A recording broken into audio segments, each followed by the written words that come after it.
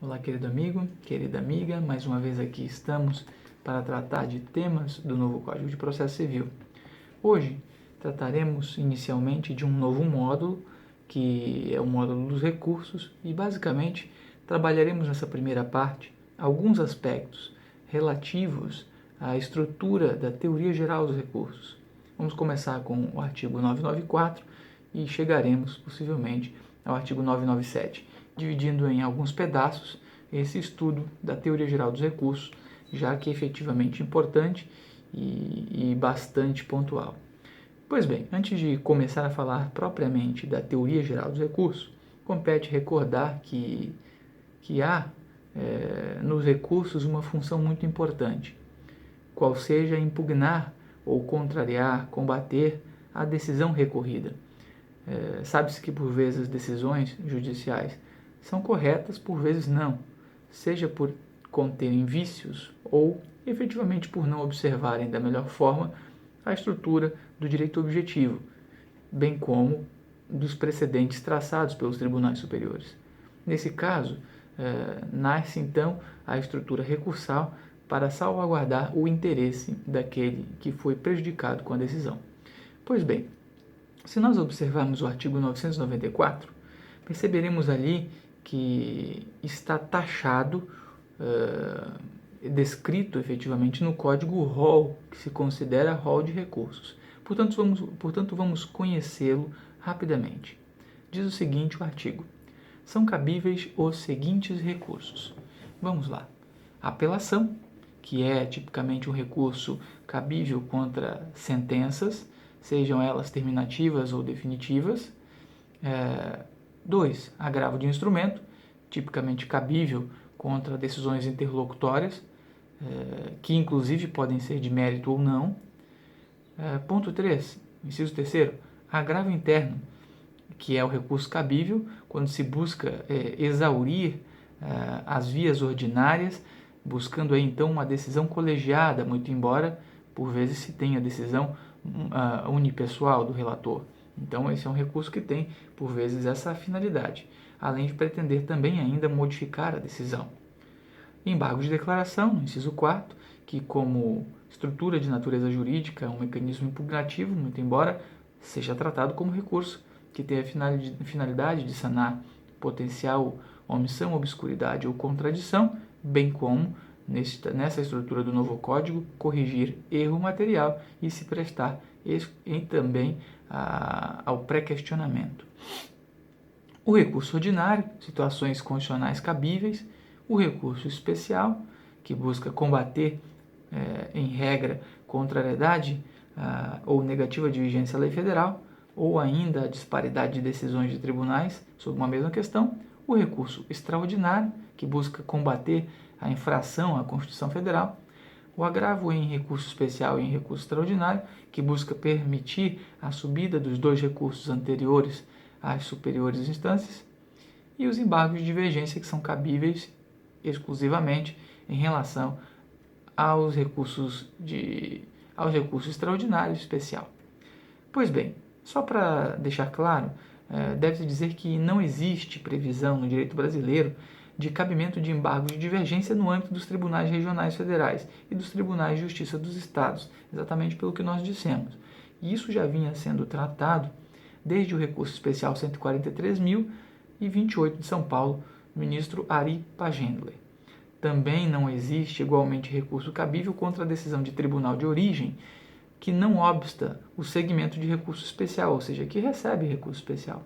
Existe recurso contra a decisão que não recebe recurso especial, bem como extraordinário, que é o agravo que se verá depois. Muito embora, no outro caso, não haja recurso cabível caso a decisão seja de recebimento. Também não posso esquecer que é necessário perceber que não cabe recurso contra despacho de mero expediente que determine o arquivamento de petição a qual se insurja ou se insurgia contra a decisão proferida em agravo de instrumento transitado em julgado. E já era exatamente isso que o STJ fixou e fixava no agravo regimental, no agravo 697.862 do Rio de Janeiro, ministro Félix Fischer. Então aqui fica essa notícia. Em relação a afirmação anterior de que não há recurso contra a decisão que recebe recurso especial. A título de exemplo, cito um precedente, que é o agravo regimental no agravo 744.929 do Paraná, ministro José Delgado. Pois bem, adentrando então na primeira estrutura importante sobre a teoria geral dos recursos, vale conhecer o artigo 995, que vai nos dizer que, em regra, os recursos não têm o chamado efeito suspensivo. Em algumas outras situações vão poder ter. Vejamos então o dispositivo. Os recursos não impedem a eficácia da decisão. Esse é o primeiro ponto que merece aqui um trato. Veja, quando o dispositivo diz que a interposição de qualquer recurso, os recursos eles não impedem a eficácia da decisão, nós estamos percebendo que a potencialidade de gerar efeitos da decisão tomada e que está sendo combatida por recurso, ela pode ser levada a cabo, o que nos demonstra que, efetivamente, que os recursos, em regra, só têm o efeito devolutivo. Excepcionalmente, já se sabe que a apelação ela é, em regra, recebida no duplo efeito e é o único recurso com essa característica. Nos demais casos, não. Nos demais casos, o efeito suspensivo ele é uma consequência de adimplemento de alguns requisitos. E tanto é verdade que o próprio dispositivo ainda ressalva. Diz o seguinte: salvo disposição legal, que é o caso da apelação, que diz que ela pode ser recebida no duplo efeito, ou de decisão judicial em sentido diverso, decisão aquela que concede o efeito suspensivo em algum recurso que não o tenha. E aí vem as situações, então. Como é que eu vou implementar esta segunda estrutura? Como é que eu vou pretender ou fazer-me utilizar do efeito suspensivo em um recurso que não tem efeito suspensivo? O parágrafo único, então, traz os requisitos um a um. Eu gostaria de trabalhá-los um pouco.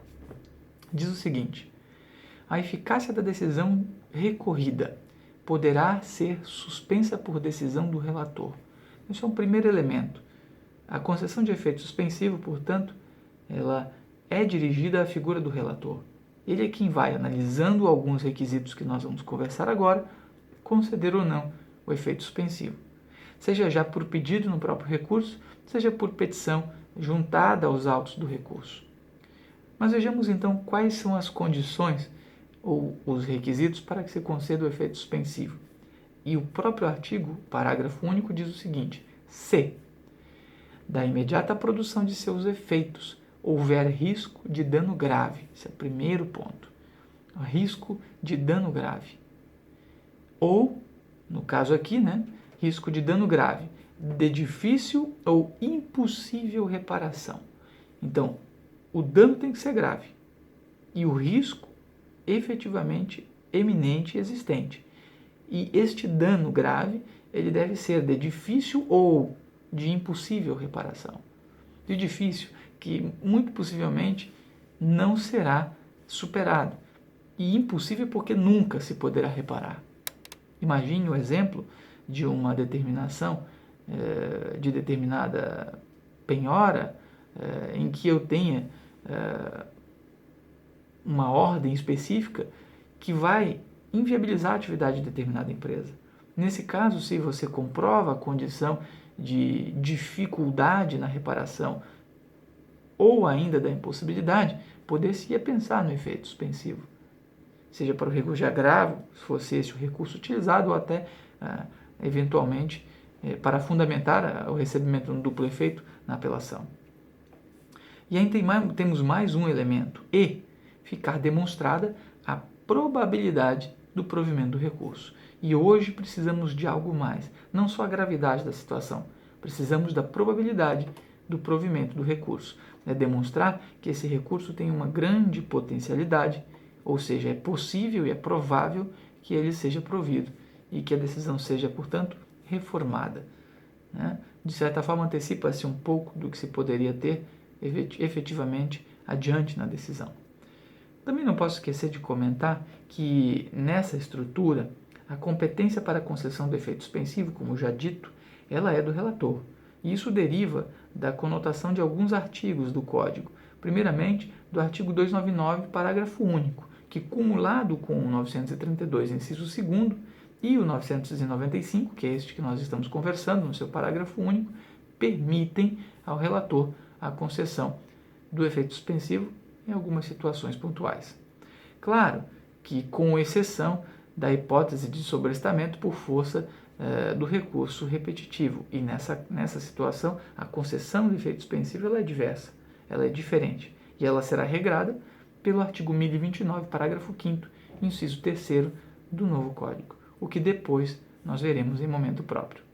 Também merece recordar aqui que se o recurso ele já foi interposto, como dito antes, o efeito suspensivo ele pode ser requisitado na petição do próprio recurso ou ainda mediante pedido nos autos do recurso, por singela petição. Né? E também não posso me olvidar de afirmar que se ainda não foi interposto o recurso, o efeito suspensivo pode ser pedido mediante ação que vise a tutela provisória de forma antecedente, que deve, portanto, ser interposta diretamente no tribunal, competente para o julgamento do recurso anteriormente interposto, e que merece, na visão daquele que busca, o efeito suspensivo. E é exatamente isso que se pode retirar da interpretação do artigo 299, parágrafo único do novo Código.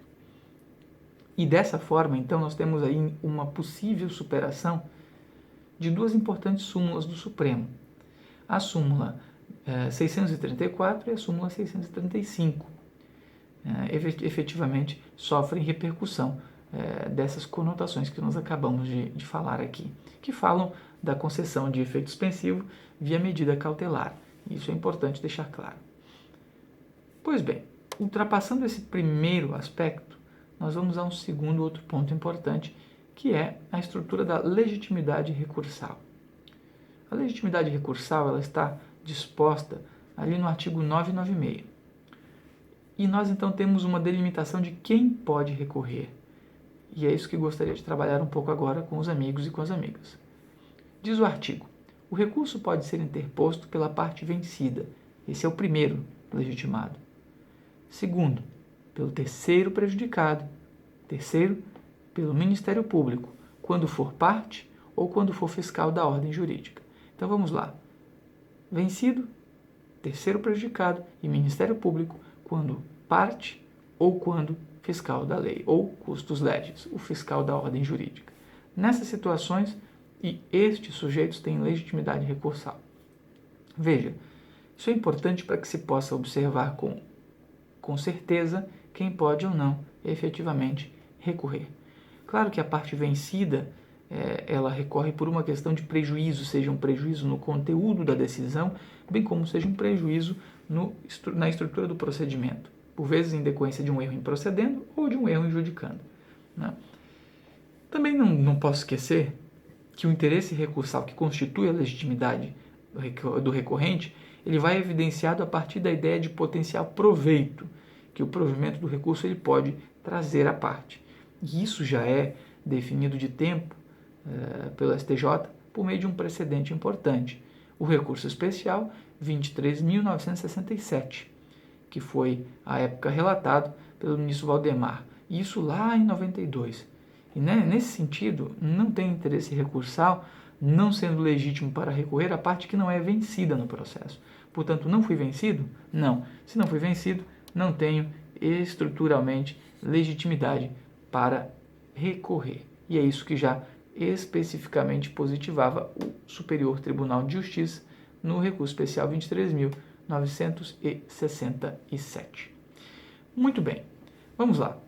Adiantando ainda aqui, eu gostaria de tratar um pouco do parágrafo único. Ele vai então delimitar alguns alcances para tudo isso. Vejamos lá. Cumpre ao terceiro, que agora o grande problema é saber quem é esse terceiro prejudicado, para que ele possa participar. Porque se ele é um terceiro, estruturalmente ele não faz parte do processo, né? E sequer parte vencida seria, também não é agente do Ministério Público. Então, vejamos como no caso desse terceiro prejudicado, a estrutura se dá. Cumpre ao terceiro prejudicado, ao terceiro, demonstrar a possibilidade de a decisão sobre a relação jurídica submetida à apreciação judicial atingir direito de que se afirme titular ou que possa discutir em juízo como substituto processual. Nessas situações, o terceiro prejudicado, comprovando esta situação, pode efetivamente recorrer e vai recorrer. Evidentemente que precisa se demonstrar essa possibilidade de a decisão efetivamente trazer algum prejuízo. Veja que, a título de exemplo, eu vou referir aqui alguns exemplos de terceiro prejudicado que nós poderíamos ter. O primeiro deles, em relação ao arrematante que não foi réu nos embargos à arrematação julgados procedentes. E esse exemplo é trazido pelo recurso especial 316.441 do Rio de Janeiro, ministro Antônio de Pádua Ribeiro. Segundo exemplo, o credor que vê o bem penhorado para satisfazer seu crédito alienado em outro processo. Isso é importante e perigoso, né? Em transação homologada, inclusive pelo juiz.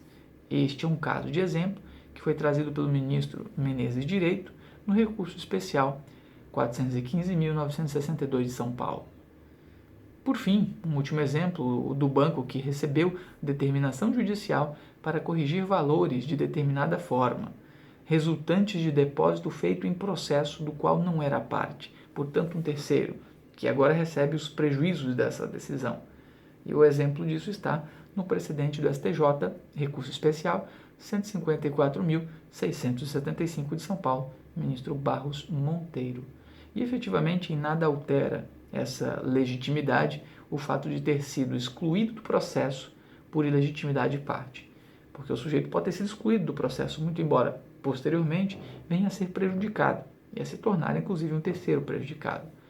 Isso já era também afirmado pelo STJ por meio do recurso especial 696.934 da Paraíba, ministro Hélio Barbosa. Então vamos ver que esses precedentes trazem informações importantes sobre esse terceiro prejudicado. Para fechar isto, em relação ao Ministério Público, nós temos duas súmulas importantes para compreender a sua legitimidade recursal. Veja a súmula 99 do STJ. Ela diz o seguinte: o Ministério Público tem legitimidade para recorrer no processo em que oficiou como fiscal da lei, no caso aqui, relendo pelo novo Código, como fiscal da ordem jurídica, né? Ainda que não haja recurso da parte. Porque aqui a estrutura é de um interesse de ordem pública, um interesse público maior, né? A participação do Ministério Público aqui para fiscalizar a estrutura do processo. E a súmula 226, a 226 do STJ, diz o seguinte: o Ministério Público tem legitimidade para recorrer na ação de acidente de trabalho, ainda que o segurado esteja assistido por advogado. Claro que isto aqui aplicado à justiça respectiva, né? Não se pode esquecer. Muito bem, para encerrar nossa conversa de hoje, gostaria de tratar um pouco do famoso recurso adesivo, que está estudado e colocado efetivamente na estrutura da teoria geral dos recursos. Vejamos como a estrutura se realiza para o recurso adesivo, né? Antes de conhecer o dispositivo, o artigo 997, vamos recordar a estrutura do recurso adesivo.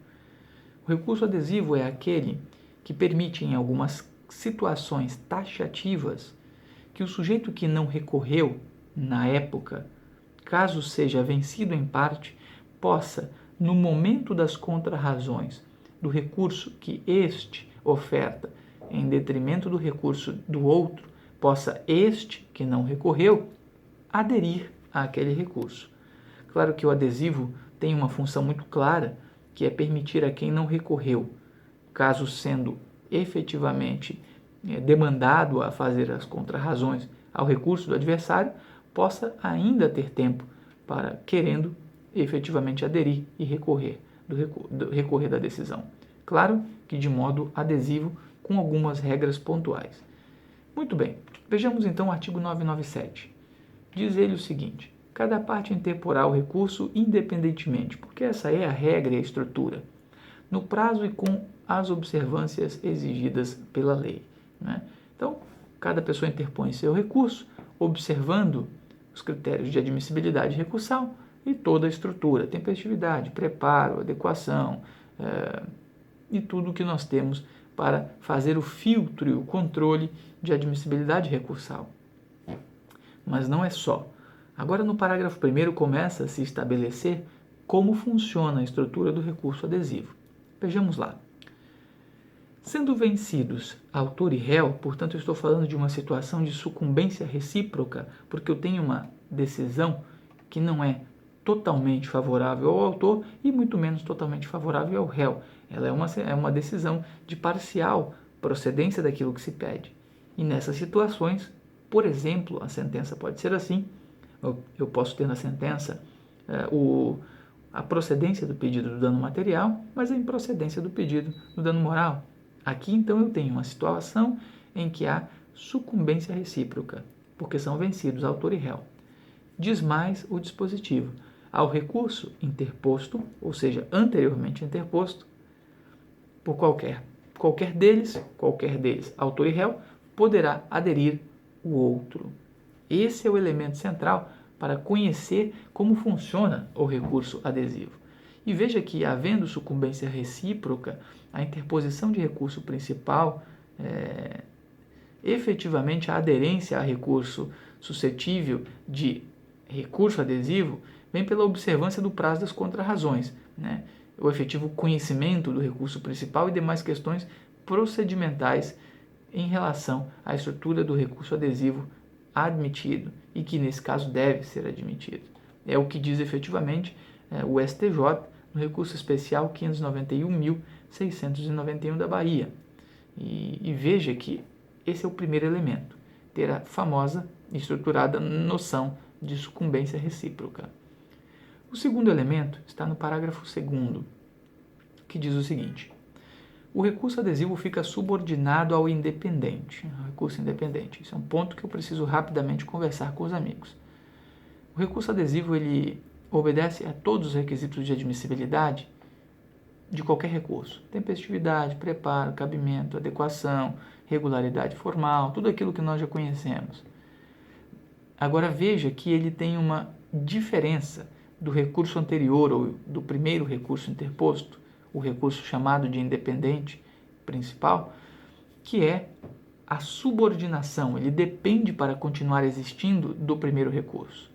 Se o primeiro recurso cai ou deixa de existir por alguma razão, seja por desistência do recurso ou outra irregularidade, o recurso subordinado, que é o adesivo, também cai. Esse é o ponto. E veja que o dispositivo diz mais: sendo-lhes aplicáveis as mesmas regras do recurso independente principal, né? Quanto aos requisitos de admissibilidade e julgamento no tribunal. Isso é o que nós acabamos de falar. Salvo disposição legal diversa e algumas outras pontuais situações. Existem outras regras que fundam essa subordinação, mas eu vou logo tratá-las. Antes, eu gostaria só de falar de um precedente importante do STJ, que diz o seguinte, que não interessa qual a causa que deu lugar à inadmissibilidade do recurso principal. Não importa. Nesse caso, em caso de inadmissibilidade do recurso principal, disse que o recurso adesivo ele restará ou restou prejudicado. E isso está fixado em dois precedentes importantes. O primeiro deles, o agravo regimental no agravo 849.560 de Minas, ministro Herman Benjamin. E o segundo precedente é um recurso especial 970.502 do Ceará, ministro Castro Meira.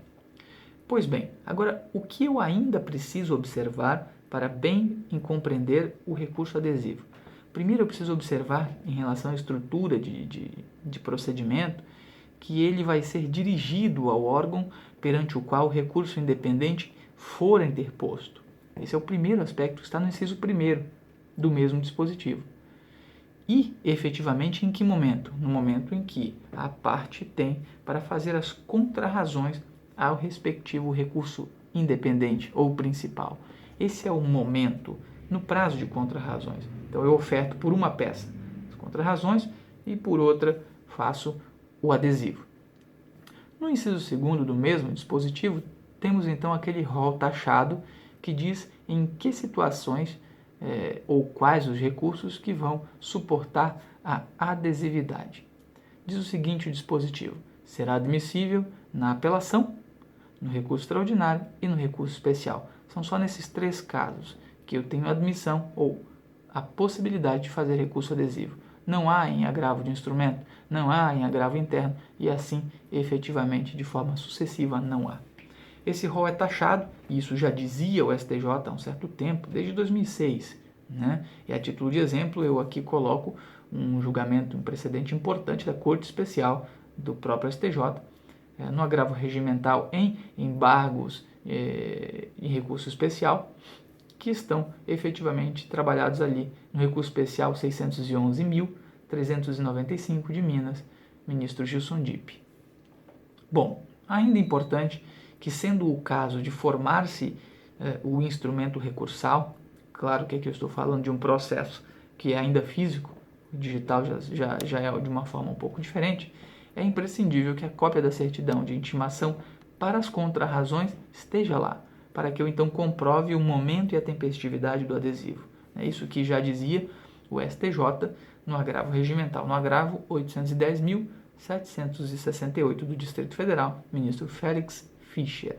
E nesse sentido, evidentemente é irrelevante se a parte recorreu de maneira adesiva apenas porque perdeu o prazo para a interposição do recurso em tempo ou por outra razão. Pouco importa.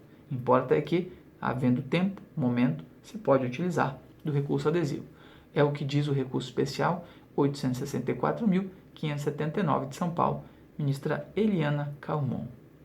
E para encerrar, o último inciso do mesmo dispositivo, o inciso 3º, fala aquilo que nós já cansamos de falar aqui, mas repito pela última vez por ser importante.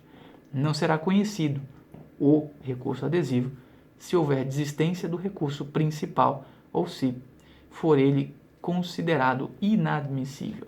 Se essa for a situação, efetivamente e evidentemente o recurso subordinado, que é o adesivo, também cairá. Um grande abraço, professor Renan Tamay, e até breve.